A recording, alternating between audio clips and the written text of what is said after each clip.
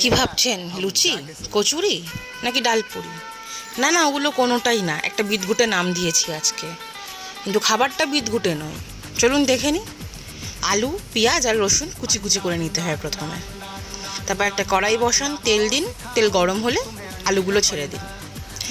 ভালো করে তেলের সাথে নেড়ে চেড়ে 7 মিনিটের জন্য ঢাকা দিয়ে রাখবো, অর্ধেক সিদ্ধ হওয়া পর্যন্ত। অর্ধেক সিদ্ধ হয়ে গেলে ঢাকা খুলে এরকম খুন্তি দিয়ে কেটে দেখে নেবেন। তারপর দিয়ে দেবেন কুচি করে রাখা পেঁয়াজ।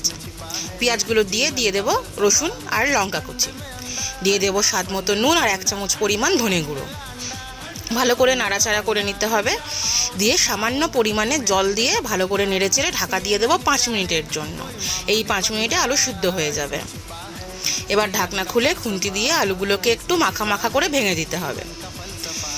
হয়ে গেলে মাঝখানে একটা গর্ত খুলে নিন আর ডিমগুলোকে ভরে দিন। আমি এখানে 4টে ডিম নিয়েছি, আপনারা আপনাদের ইচ্ছা মতো বাড়িয়ে বা কমিয়ে নিতে পারেন। ডিমের ওপর হালকা একটু নুন দিয়ে ভালো করে আলু আর ডিম মিশিয়ে নিতে হবে। একদম হাই ফ্লেমে নাড়াচাড়া করতে হবে যতক্ষণ না এই মিশ্রণটা ঝুরঝুরে হচ্ছে।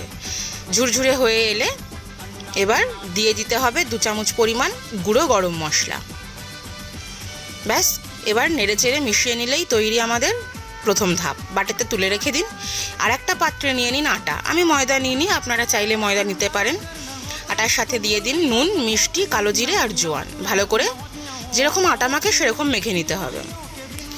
রুটির লেচির থেকে একটু বড় পরিমাণ লেচি নিন। এরকম হাতে গোল করে ঘুরিয়ে ঘুরিয়ে পিঠের খোলের মতো একটা বাটি তৈরি করে নিতে হবে। এবার ওই বাটিতে 2 চামচ পরিমাণ ওই পুরটা দিয়ে দিন। দিয়ে ভালো করে মুখ বন্ধ করে দিন, যাতে আর কথা বলতে না পারে। এবার ভালো করে গোল করে নিয়ে হাতের সাহায্যে এরকম একটু চ্যাপটা করে নিতে হবে। এবার কড়াই বসান। শুকনো খোলায় আগে রুটির মতো এপিটোপিট শিখে নিতে হবে।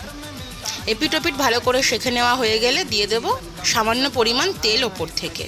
ওই তেলেই এবার লাল করে মচমচে করে ভেজে নিতে হবে 2 পিঠ।